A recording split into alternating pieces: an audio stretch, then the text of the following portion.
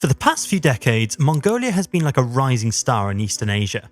The country took a rollercoaster ride, transitioning from a state-planned economy to a market economy, and now it's the hot new market for both East Asia and the Western Pacific regions, showing off its dynamic and consistent development. The Mongolian economy has really caught the eye of the former Vice Minister of Finance, Genhayag Chelun-Hutakt, who came up with the catchy term wolf economy to describe the country's impressive economic growth. This term was later picked up by Renaissance Capital, the Russian investment bank, who dubbed Mongolia as the new Asian tiger, or should we say, Mongolian wolf. Mongolia has been making strides in strengthening its economy. There has been a significant boost in real GDP growth, thanks to the booming coal and copper markets, a surge in foreign direct investment, and overall economic growth that has skyrocketed by over 10 times since the 1990s. And the best part? The growth is expected to keep on coming. To hop in our time machine and unravel the mystery behind Mongolia's economic success, let's take a trip back in time. Throughout the 1960s, the establishment of an industrial economy was the focus of the Mongolian administration. While later plans concentrated on larger-scale industrial growth for export, previous strategies placed a higher importance on meeting domestic consumption demands. And on that note, the Soviet Union helped Mongolia a lot. They provided them with financial and technical support. Since the Trans-Mongolian Railway was completed in 1955, ties to the USSR were reinforced. In the 1960s, trade with members of the Council for Mutual Economic Assistance (CMEA) constituted 76% of Mongolia's imports and 94% of its exports. And by 1970, the percentage of imports grew to 97%. Large joint ventures in the mining industry were founded by the end of this period. Soviet advisors were present in almost all ministries and governmental committees, and sizable partnership arrangements in the mining industry were established. Soon after, the focus became more and more centered on increasing domestic consumer products manufacturing and enhancing domestic distribution. Mechanization of agriculture, as well as the development of animal shelter, were important priorities. In order to promote the monetization of rural areas, work provided to organizations was now paid for in cash rather than in kind. Plans didn't stop here. Social infrastructure construction accounted for 1/5 of overall investment, double that of what had been the case before. The goal was to increase the percentage of people who were literate in order to fulfill the labour demands of the future. 4 years of obligatory schooling was increased to 8 years, and further incentives were provided to promote quicker population increase. Then, it was time for the industrial sector to shine. Throughout the 1970s and 1980s, industry received a larger portion of investment spending than agriculture did. New mining projects, primarily in the USSR, contributed to the acceleration of industrial output development.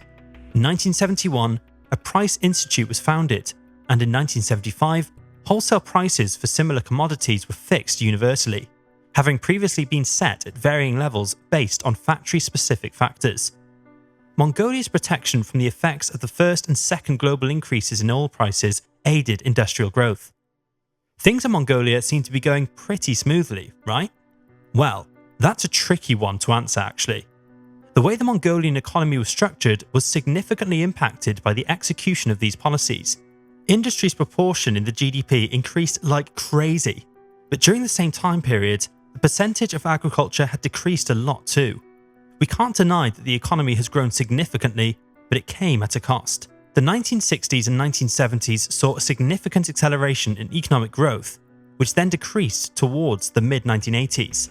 Due to the influx of new businesses, gross industrial production increased about sixfold between 1960 and 1980, before starting to decline in the early 1980s. Throughout the time, agricultural output only slightly increased and was unable to keep up with the rate of population expansion.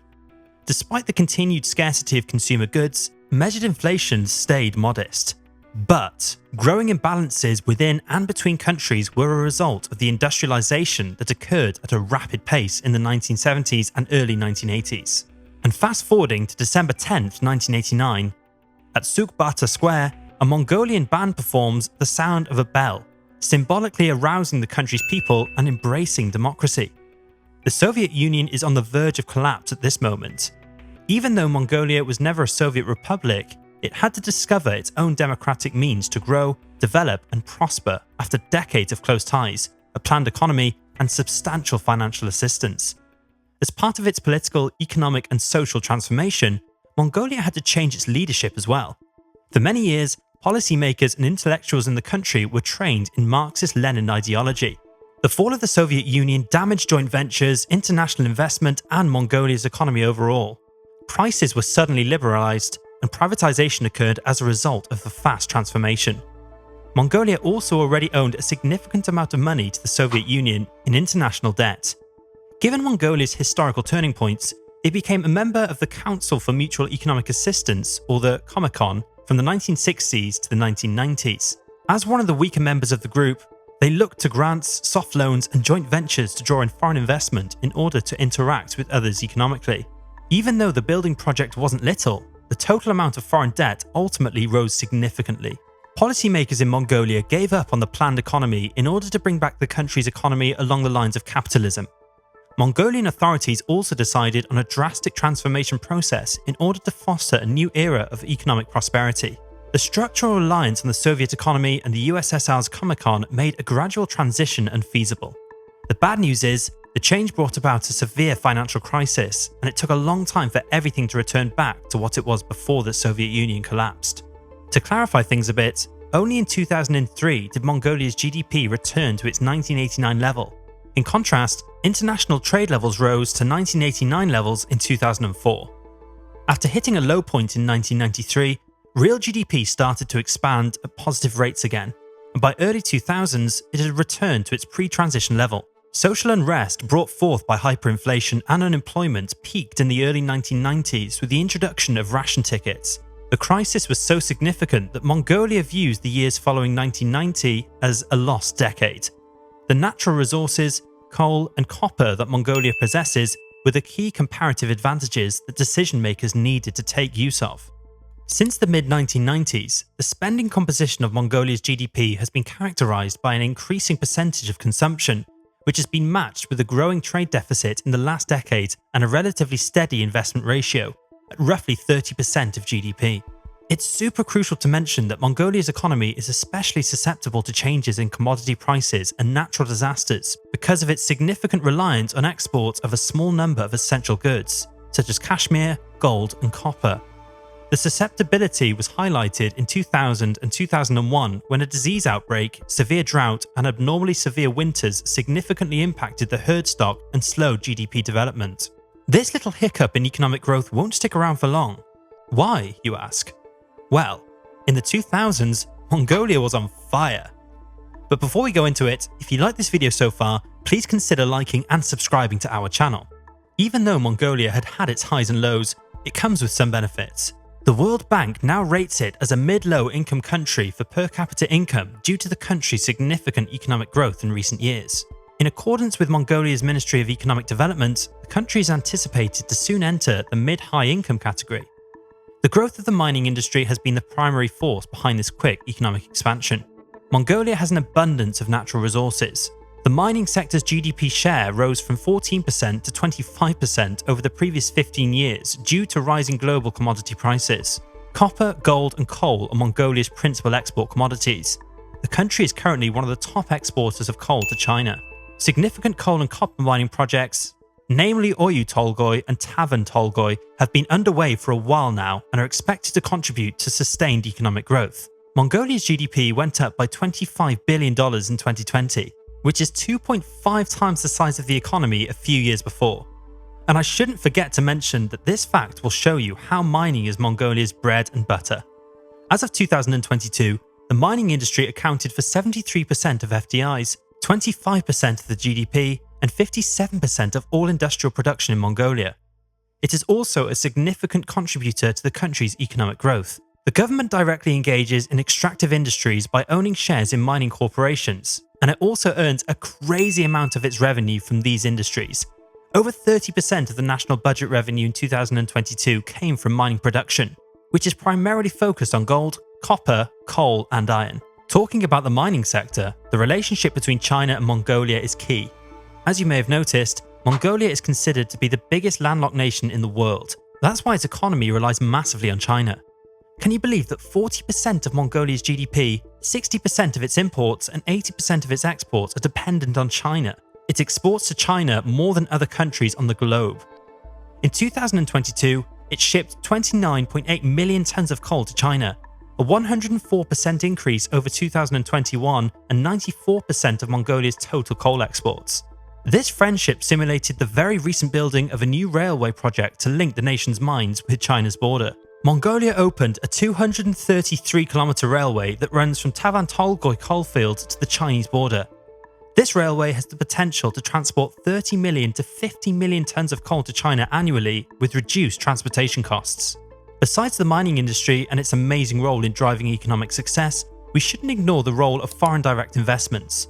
Mongolia has always been lucky when it comes to its location. Perfect for attracting foreign investors. Because of its proximity to important markets like China and the Russian Federation, as well as its abundant mineral reserves, Mongolia is rocking the investment climate. The government worked a lot in order to improve transparency and level the playing field for both local and foreign investors through changes to its investment regulation framework. As I always say, hard work pays off. Mongolia ranked 74th on the World Bank's 2019 Ease of Doing Business ranking, slightly lower than the leaders of the area Georgia, Azerbaijan and Kazakhstan, but barely between the Kyrgyz Republic and Uzbekistan. Also, Mongolia performed really well in terms of obtaining credit, building permits and safeguarding minority investors. The global market has taken note of these developments. One of the most alluring markets for investors nowadays is Mongolia. The Mongolian government sold $1.8 billion in bonds on international markets in 2013 alone, demonstrating the high level of optimism about the country's economy. Nevertheless, in order to realize its full potential and seize the chances presented by the mining boom, the Mongolian economy must overcome significant obstacles and work on improving several areas. The first area of concern. Although mining earnings in Mongolia are expected to skyrocket in the upcoming years, people there discuss the importance of saving money for the future. Developing infrastructure, educating the youth, enhancing healthcare, and generating employment are crucial, right? Are we sure Mongolia is supplying for the next generation by accomplishing these development goals? These are excellent questions, and Mongolia needs to take these actions. However, they also rely on initiatives aimed at averting economic booms and busts and preserving financial resources for coming generations. Effective management of natural resources includes setting aside a portion of profits during prosperous periods. Booms in natural resources can be advantageous if they are well managed, and a general lesson is that governments should stay away from the temptation to spend huge temporary surpluses. Why then should Mongolia make a set-aside? The primary cause is because the governments have substantial difficulties when relying exclusively on non-renewable natural resources, which Mongolia's geology abundantly supplies. These challenges come in four forms. First, the income from natural resources is unpredictable and unstable. Global prices are nearly impossible to predict with any degree of accuracy and are subject to crazy fluctuations. Second, natural resources are finite and eventually run out. It is necessary to share part but not all of the benefits for future generations in order for them to keep going. Third, the majority of Mongolia's exports of minerals, including coal, iron and copper, will go elsewhere. This affects macroeconomic stability as well as the competitiveness of the non-mining sector within the domestic economy. Fourth, corruption and inefficiency may arise from the use of natural resources. When investing and allocating taxpayer and mining revenue, Mongolia must provide value for money. Also, this means that the government should run a fiscal surplus during prosperous times, which is the same as saying spend less than what is collected in revenues. This offers a chance to save money. The money saved can be put to better use during hard times by avoiding budget cuts to crucial areas like infrastructure, healthcare and education. Additionally, this lessens the requirement for the government to borrow money and pay interest on it. Likewise, if savings increase enough, the government might only be able to spend investment gains rather than draining its own financial resources. Now, this idea of saving money takes us to a second area of concern. You can't save money if your institutions are corrupt. The experiences of nations with plentiful resources make it clear that strong institutions are essential to seizing the opportunities brought forth by the mining boom. That is to say, a nation cannot attract foreign investment or save money, which is essential to realizing its full economic potential if its institutional quality is still poor. Mongolia's impressive economic growth figures aren't keeping up with the quality of its institutions. Rankings are a useful tool for assessing institutional qualities. For example, The Corruption Perceptions Index ranks Mongolia 83rd out of 177 countries, and the Global Competitiveness Report 2013 to 2014, published by the World Economic Forum, places Mongolia 107th out of 148. You know why this is really bad? Because government officials find the economy to be an ideal environment for rent-seeking due to the government's growing influence. Luckily, Mongolia is making some headway in combating corruption at the state and provincial levels. Nevertheless, it's only the beginning. Most importantly, the issue of corruption and poor institutional quality affect the living standards of Mongolians a lot. Despite some improvements in standards of living, poverty rates remain high, with more than a quarter of the Mongolian population living below the poverty line in 2020. Finally, we can't end this video without talking about climate and environmental concerns. But before we go into this, you should be aware that the energy infrastructure of Mongolia is inadequate because investments aren't keeping up with the nation's rapid economic expansion. The result is that 11% of the population lacks access to electricity, and there are losses along the electrical grid. The population relies on coal-fired boilers and cooking stoves, which result in extremely high levels of air pollution in the capital during the winter months. In 2018, the proportion of renewable energy in the electrical mix increased from 1% to 7%. However, coal still accounts for 93% of the electricity produced. The reliance on coal is at conflict with the nation's Sustainable Development Vision 2030 strategy document, which calls for a 30% increase in the use of renewable energy sources and the use of nuclear power plants by 2030. Mongolia's long-term strategic planning documents have an organised framework and defined objectives, and they are centred around policies related to climate change and protecting the environment. Yet, the declared environmental target of the nation isn't reflected in the current investment plans. To sum up, it's assuring to know that these difficulties are not specific to Mongolia. They have been faced by several nations endowed with an abundance of natural resources. Unfortunately, there is a way to escape these obstacles. The solution is to set up effective institutional frameworks and good governance. Mongolia must address the problems associated with its over-reliance on mining earnings if it hopes to reap significant benefits from these resources in the years to come. Looking beyond the horizon and into the upcoming years, Mongolia will have plenty of potential to build better roads, hospitals and schools, as well as to create jobs for its people. Thanks for watching till the end. If you enjoyed this video, make sure to hit the like and subscribe buttons to receive more content. See you in the next video.